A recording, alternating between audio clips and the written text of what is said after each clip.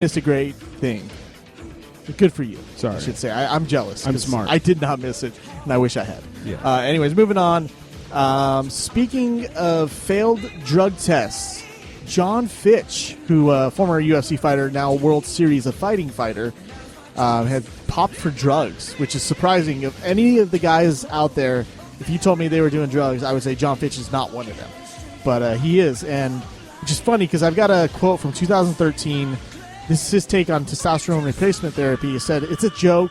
This is devised to let guys who have used steroids in the past reboost their testosterone since they abused their bodies when they were younger. The guys using it, the ones who use the excuse of, I am too old to compete with the young guys, that's bullshit. I am 35 years old, and I promise I would and will bet money that my testosterone levels are just as good as a younger fighter." You want to know why? Because he was taking steroids too. That's why his is good. He said, "I have not wrecked my body with steroids," lies. "Never used any type of PED," lies. "And train healthy and properly to compete." Which is crazy. Seriously, John Fitch, classy guy. I would never think that he did steroids. Speaking of that, guys that I would never think to do steroids. Hulk Hogan. Anderson, yeah, Hulk Hogan, especially when he was 300 pounds legit, ballooned up in the 80s. Never did I think he was doing steroids at all. No, Anderson Silva, former pound-for-pound great, came out. He had 2 types of testosterone in his body in a pre-fight drug test in December. Now, there was a second test done in January 19th to be exact, where he was clean.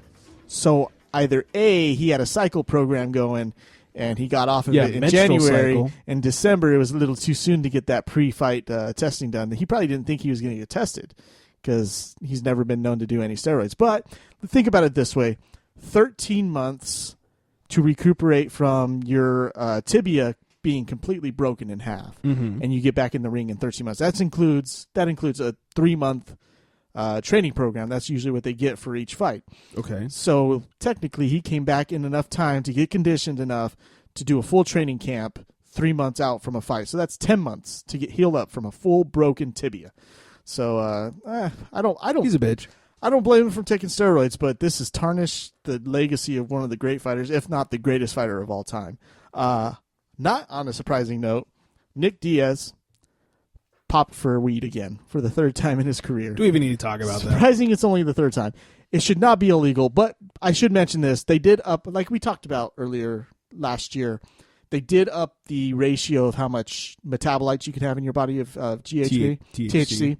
And it became a thing where you didn't have to have done it within the month, to get busted. You had to have done it either the day of or the day before, maybe 2 days before. He's doing it the day of. Well, yeah, he tested twice the normal level. So when he got popped, he had just done it that day. They said it was probably just within a few hours of him taking weed, which is taking weed. Yeah, that's right. Yeah, you can take coke, you can't take weed. Sure, why not? You're inhaling, you're getting it in your body. Right, all right, thank you. Anyways, so not surprising, but still stupid because weed is not a performance-enhancing drug. I guess maybe a little bit. It can help guys concentrate who can't. But then again, why is it their fault that their body has a chemical imbalance that doesn't allow them to focus like other guys? It's a shame that he doesn't know what he's talking about. I kind of do. Not about weed. Because I've read about it. Okay. No, yeah. I've smoked 3 times. Right. I know what I'm doing. Anyway, so Anderson Silva, Nick Diaz, and John Fitch all popped. Nick Diaz, who gives a fuck, but Anderson Silva and John Fitch, that's going to surprise. Everybody's coming out and going, okay, MMA is wrecked because of anybody, these 2 guys should not have been doing it, and they are. And then finally, UFC Ultimate Fight Night 60 is this weekend, this Saturday. Free ones midlife. Anytime I say Ultimate Fight Night, that means it's free. It's on Fox Sports 1. I just heard a cheap beer can open somewhere. Yeah, free fights. Free anything. Bitches. On that card, Benson Henderson, after 3 weeks off, he's doing what Donald Cerrone did, who he fought last, who came off of 2-week notice to fight Ben Henderson and win that fight. Ben Henderson is coming off of a 2-week or 3-week layoff, but he's moving up in weight, so he doesn't have to cut weight. He's going up to 170. He's going to fight Brandon Thatch, who's a hard hitter. But in all intents and purposes, Benson Henderson should win that fight. He is a former lightweight champion. He is a pro. He is an elite level athlete. Thatch is a hard hitter, but Benson Henderson should have him everywhere else, so he should win that fight. And then 2 6'1" fighters who fight at 145 pounds. That's probably the tallest featherweight fight in the world. The two skinniest, tallest, lankiest featherweights will go at it. Max Holloway versus Cole Miller should be a match of the year contender, I would think. These guys go balls to the wall. Amazing jiu-jitsu from Cole Miller, so if he gets to the ground, he's going to be scrambling. Amazing striking on the feet from Max Holloway. Should be great fights on the feet there. And that is the fighting news. Let's just get right into the music because we got Phil waiting for us. It's football nomenclature for when a quarterback is tackled behind the line of scrimmage.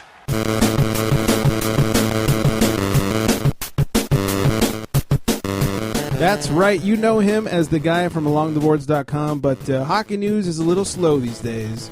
So we're going to talk a little football. Phil, what's going on, buddy? Howdy, guys. It's 11:30 here in Ohio, and I was just drifting off to sleep to Jeff Bridges' new sleep tapes. Oh, okay. It wasn't me. Good. Whew. No, you would give everyone nightmares That's true. listening to you as you drift off to sleep. No, but Mike, you should come out with a line of sleep tapes. That'd be a good moneymaker for you. Just him telling stories MMA stories. Yeah. about taking Hey, weed. guys, let me tell you about that time Anderson Silva got popped for steroids. That's funny. Right after he got popped for steroids, it seemed like Fox Sports 1 kept replaying the Weidman Silva fight over and over and over. Where he got knocked out and broke his leg. Yeah, I think I saw it 3 times last night or last weekend. I mean, You know, Oh, how the mighty have fallen. or how the mighty are on drugs. Yeah. Before we get into football, Phil was texting me and talking some shit yesterday. Oh, really? Yeah. Ohio versus LA battle was going down. Oh, was it? Yeah.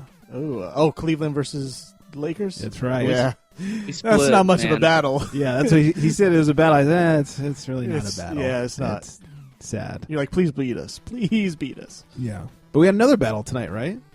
Yeah, man. The Kings and Blue Jackets faced off tonight. It was a really good game, but the Kings bested us a little bit. 4-3. Surprising because the Kings have been kind of off lately. Yeah, they've had their share of struggles, and so have the Blue Jackets. But Columbus has been playing a little bit better lately. They had really good stretch Friday and Saturday where they won by a combined total of 11-2 over the St. Louis Blues and Ottawa Senators. But yeah, tonight was Marion Gabrick's first game back in Columbus. It's always exciting when Jeff Carter comes back into Nationwide and gets booed. And yeah, it was a pretty good game. It was hard fought, physical game.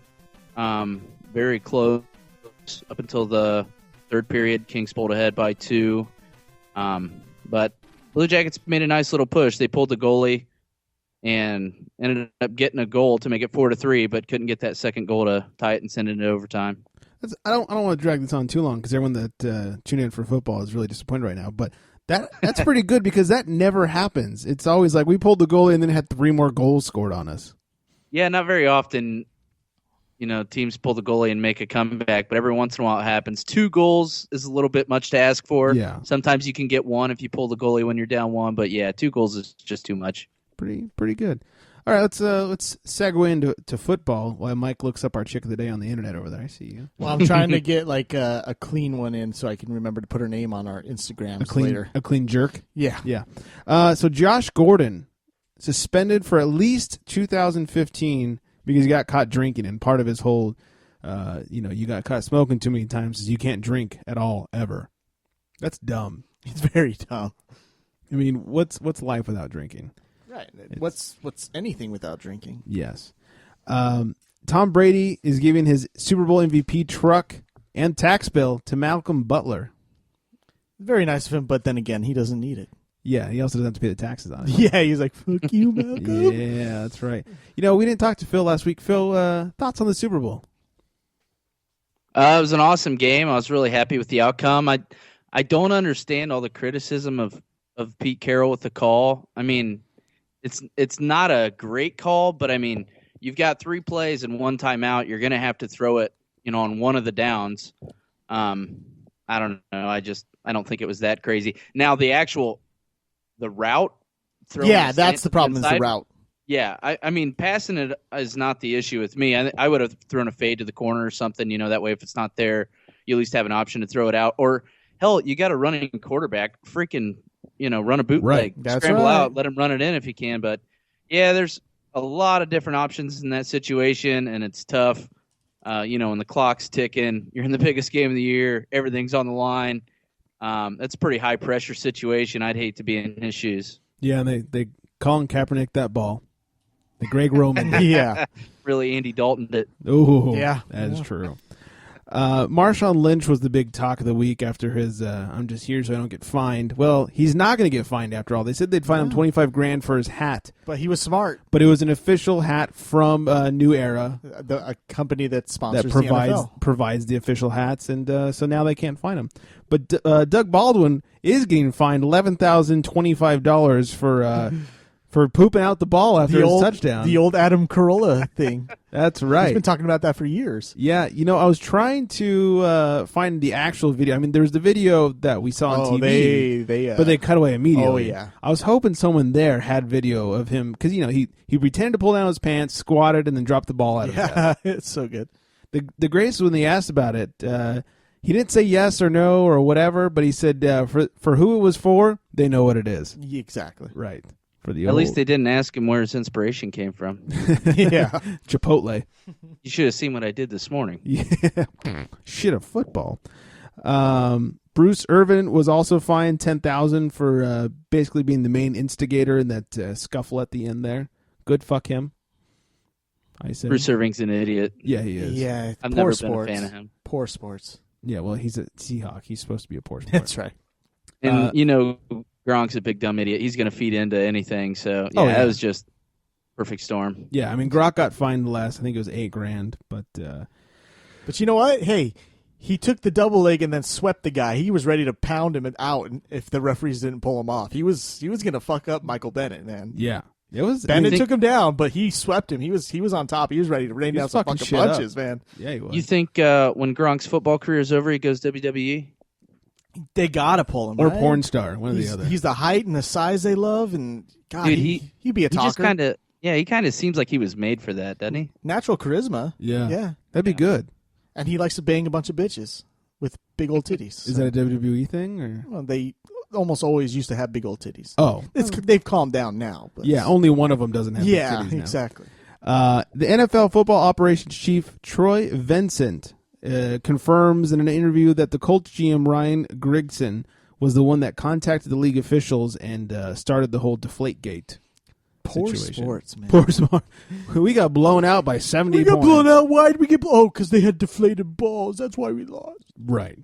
Because you weren't going to lose anyways. Mm-mm. Yeah. Now, did they say when? Did he tip him off before the game or after the game? After the game. Yeah, see, that's poor sportsmanship. Yep. Yeah, it is. I mean, you don't want to be against a team that's cheating, but the balls did not cause the Colts to get ass raped. Andrew Luck being shitty caused the Colts to get ass raped. Yeah, I mean, if you're gonna blow the whistle, blow the whistle. Don't wait and to see if you can beat them first and then do it. Like make an excuse out of it. I mean, right? Someone should have gone up to the ref when they noticed it and been like, "Hey, man, you should check some balls." Yeah, that's how it should have gone down. Check these balls. Then they could have inflated it during the game, and then we wouldn't have a controversy. Right? Yeah, go into halftime, inflate the balls. Plus, they still don't have any evidence that anybody deflated them.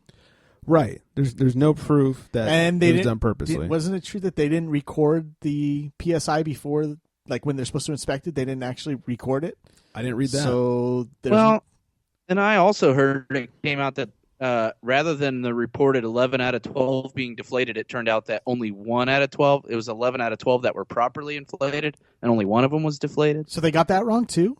Yeah, that's what Chris Mortensen came out and That's said. way different then. That's also interesting because I heard one that was 11 out of 12 were improperly deflated, but only, I think it was like 1 or 2 of them was severely improperly deflated. Like one of them was the really bad, 2 pounds off, but the rest were just like slightly off. That could have been weather caused or whatever. And I heard that my cock is fully inflated for your mom, Greg.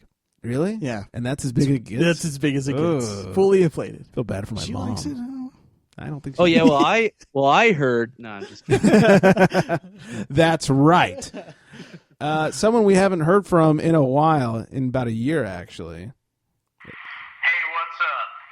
You half nigger piece of shit. Sounds a little like Phil, doesn't it? I saw you on Kinda, Twitter. like the You've been accent. training